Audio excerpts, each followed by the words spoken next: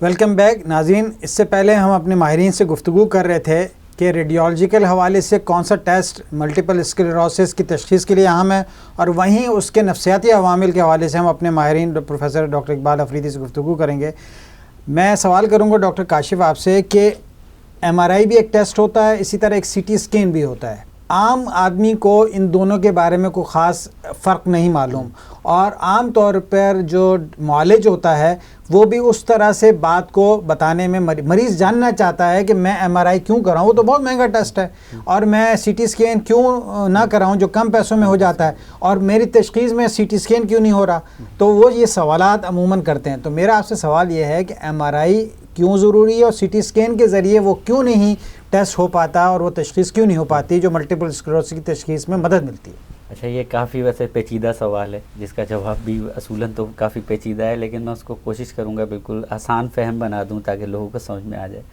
اصل میں دیکھیں، سی ٹی اسکین جو ہے وہ ریڈیشن سے اس کا تعلق ہے، اور شعاعیں دماغ سے گزر کر ایک خاص ریسیپٹر تک جاتی ہیں اور امیج بنتا ہے. ایم آر آئی کا تعلق جو ہے وہ ریڈیشن سے ڈائریکٹ نہیں ہے، بلکہ اس کے اندر دماغ کے اندر یا جسم کے کسی بھی حصے کے اندر جو پروٹونز ہوتے ہیں ان کو ایک خاص شعاؤں کے ذریعے اسٹیمولیٹ کیا جاتا ہے، اور اس سے جو سگنلز پروڈیوس ہوتے ہیں واپس ان کے ذریعے امیج بنائی جاتی ہے. ان دونوں کے اندر ایم آر آئی زیادہ بہتر امیج دیتا ہے بنسبت سی ٹی اسکین کے. سی ٹی اسکین جو ہے وہ جو دو دماغ کے حصے ہوتے ہیں، وائٹ میٹر اور گرے میٹر، ان کے اندر بہتر طریقے سے ڈفرینشیٹ یا فرق نہیں کر پاتا، جبکہ ایم آر آئی کے اندر مختلف سیکوینسز ہوتے ہیں، کئی سارے سیکوینسز ہوتے ہیں. اسی وجہ سے جب پیشنٹ ایم آر آئی کرواتا ہے تو اس میں ٹائم بھی زیادہ لگتا ہے. اس کی فلمز جو ہارڈ کاپیز ہوتی ہیں ان کی تعداد بھی زیادہ ہوتی ہے، اور ان فلمز کے اوپر ملنے والی انفارمیشن کی بھی مقدار بہت زیادہ ہوتی ہے. لہٰذا ایم آر آئی کیونکہ زیادہ انفارمیٹیو ٹیسٹ ہے، اور میں نے جیسا کہ پہلے بتایا ہے کہ یہ بہت ہائی فائی قسم کی ٹیکنالوجی اس میں انوالو ہے، اور بائیو انجینئرنگ سے لے کے بائیو الیکٹرانکس سے لے کر، اور دنیا کی بیسٹ جو آپ مشین سوچ سکتے ہیں ہوائی جہاز کے اڑنے کے بعد میرے خیال میں وہ ایم آر آئی ہے، اس سے ملتی جلتی کچھ مشینز ہوں گی. اور یہ کیونکہ امپورٹ کی جاتی ہیں، کیونکہ ہمارے یہاں نہیں بنتی، کیونکہ فار ایسٹ کے اندر یہ نہیں بنتی، لہٰذا مہنگی بھی ہیں اور ٹیسٹ بھی مہنگا ہے. لیکن یہ بات ضروری سمجھنے کی ہے کہ مرض کا علاج اور اس کا فالو اپ بہت ضروری ہے. مرض کا علاج تشخیص کے بغیر ممکن نہیں ہے، تشخیص بغیر ایم آر آئی کے ممکن نہیں ہے. اندازہ تو لگایا جا سکتا ہے کہ اس پیشنٹ کو شاید ایم ایس ہے، لیکن اس کی definite evidence, clinical evidence imaging کے اوپر ہی ملنا چاہیے. اس کے علاوہ M R I follow up کے اندر بہت ضروری ہے کہ آپ کو مریض بار آپ سے پوچھتے ہوں گے نیورولوجسٹ سے کہ یار یہ میں پہلے ہی 5 کرا چکا ہوں، یہ چھٹا کیوں ضروری ہے؟ چھٹا بہت ضروری ہے کیونکہ آپ کی پروگریشن آف دی ڈیزیز یا ریگریشن آف دی ڈیزیز یا ریمیشن، ان میں سے کوئی بھی چیز ہو رہی ہے، کوئی تبدیلی دماغ میں آ رہی ہے، تو اس کا نیورولوجسٹ کو پتہ ہونا ضروری ہے. ساتھ ہی ساتھ اس ایم آر آئی کے کرتے وقت نس کے اندر انجیکشن بھی لگایا جاتا ہے، جس کو کنٹراسٹ یا ڈائی کہتے ہیں. یہ کنٹراسٹ کے بغیر نہیں ہوتا ہے ایم آر آئی. بہت سے مریض ہمارے پاس آتے ہیں اور کہتے ہیں کہ یہ ڈائی کے بغیر آپ کر دیں ڈاکٹر صاحب. یہ بات سمجھنے کی ضرورت ہے کہ ڈائی کے بغیر ایم آر آئی تو ہو جائے گا، لیکن اس میں یہ بات پتہ کرنا بڑا مشکل ہو جائے گا کہ نئی بننے والی چینجز کون سی ہیں اور پرانی کون سی ہیں. لہٰذا نئی اور پرانی کے درمیان تفریق کرنے کے لیے، ڈفرینشیٹ کرنے کے لیے کنٹراسٹ دینا بہت ضروری ہے. ایم آر آئی کا کنٹراسٹ عام طور پر سیف ہے. 10 لاکھ لوگوں میں سے ایک انسان کے اندر اس کے اثرات مرتب ہو سکتے ہیں، یعنی 10 لاکھ آپ ایم آر آئی وتھ ڈائی کریں گے، ڈائی کے ساتھ کریں گے، تو کسی ایک میں کچھ اثرات ہو سکتے ہیں، اور بہت معمولی درجے کے اثرات ہوتے ہیں. لہٰذا ایم آر آئی کا کرنا بہت ضروری ہے، چاہے وہ مہنگا ہی کیوں نہ ہو. اور اللہ کرے ہماری گورنمنٹس کبھی اس قابل ہوں کہ وہ پورے پاکستان کے اندر ایم آر آئی کی اچھی مشینز لگا دیں. ایک بات میں اور ایڈ کرنا چاہوں گا کہ ایم آر آئی کی مشینز کی بھی کوالٹیز ہیں، جو خاص طور پر اس طرح نیورو ڈیجنریٹیو ڈس آرڈرس کے اندر ایم آر آئی کسی لو ٹیسلا یعنی لو پاورڈ میگنیٹ کے ساتھ آپ امیجنگ نہ کروائیں. اوپن میگنیٹ عام طور پر جو ہوتے ہیں جن کی پاور لو ہوتی ہے، اس سے ڈائگنوسس بہت اچھا نہیں بن پاتا.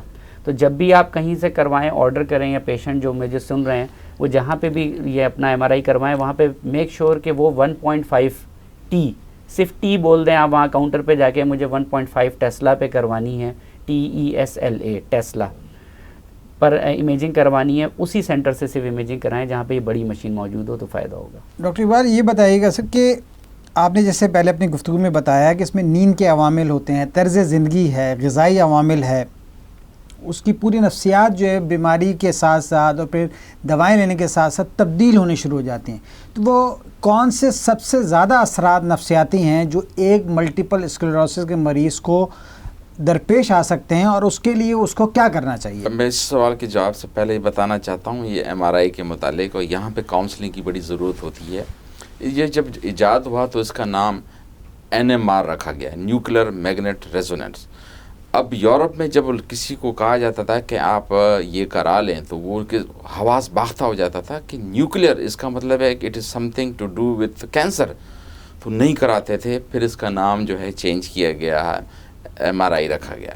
اب اس میں جو ہے کاؤنسلنگ کی ضرورت ہوتی ہے کہ لوگ سوچتے ہیں کہ یہ کوئی وہ ہے. بھئی یہ سب سے سیف ہے.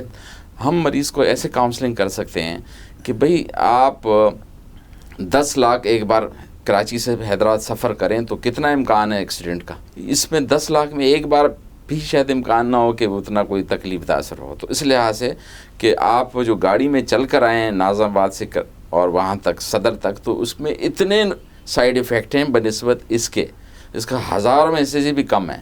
تو لہٰذا یہ کاؤنسلنگ کی ٹیکنیک ہے. جہاں تک آپ نے جو بات کی دوسری کہ اس میں طرز زندگی, تو سب سے پہلے تو یہ دیکھا گیا ہے کہ اس میں ڈسٹربنس آف سلیپ, یہ نیند خراب ہو جاتی ہے, فکریں رہتی ہیں اور خوف ڈر رہتا ہے.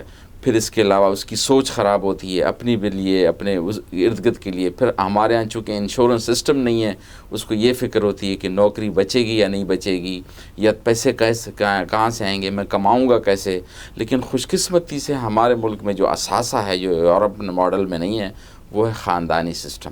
اس میں یہ دیکھا گیا ہے کہ ایسے موقعوں پہ سارے نہ صرف خاندان والے بلکہ یار دوست کنٹریبیوٹ کرتے ہیں اور آتے ہیں, دلاسا دیتے ہیں, اور اس کے علاوہ اس کے کام میں مدد دیتے ہیں. اور خوش قسمتی سے یورپین ماڈل میں اگر کسی کو MS ہو جائے, وہ استری بھی خود کرنی ہے, اس نے پکانا بھی گرم کرنا ہے, آپ نے کپڑے بھی دھونے ہیں, آپ نے بل بھی لے جانا ہے. یہاں پہ تو شکر الحمدللہ کہ ہمارے ہاں بہن بھائی بیوی بچے جو ہے وہ آپ ایک کام کرتے ہیں, باقی آپ کو کھانا بھی تیار ملتا ہے, جوتے بھی صاف ستھرے مل جاتے ہیں. اس کے علاوہ آپ کو جو بہت ساری چیزوں سے مستثنا ہو جاتے ہیں. تو لہٰذا میں سمجھتا ہوں اس ماڈل کو اور اس چیز کو ہم, یہ جو ہمارا ایک ایسٹرن اثاثہ ہے, اس کو اجاگر کرنے کی ضرورت ہے کہ اس کو ہم کہتے ہیں کہ اس بیماری میں آپ اکیلے نہیں ہیں, ہم آپ کے ساتھ ہیں, آپ کے گھر والے آپ کے ساتھ ہیں, معالج ساتھ ہے, دوست ساتھ ہیں. اور یہ بھی دیکھا ہم نے تو دیکھا ہے کہ ہمارے ہاں جو کیئر گیور ہے وہ انکنڈیشنل سپورٹ ہمیشہ, خاص طور پر ہمارے یہاں میں دیکھا گیا ہے کہ خواتین بیسٹ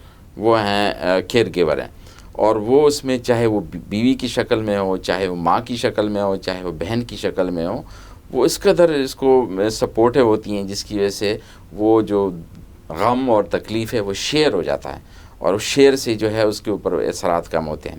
دوسرا یہ دیکھا گیا کہ جب بیماری کے اس کو ڈسکلوز کی جاتی ہے تو اس پہ جو ریئیکشن ہوتی ہیں ایموشنل, اس میں نمنس ہوتی ہے کہ بالکل ہی حواس باختہ ہو گیا یا اداس ہو گیا یا اینگر ہوتی ہے.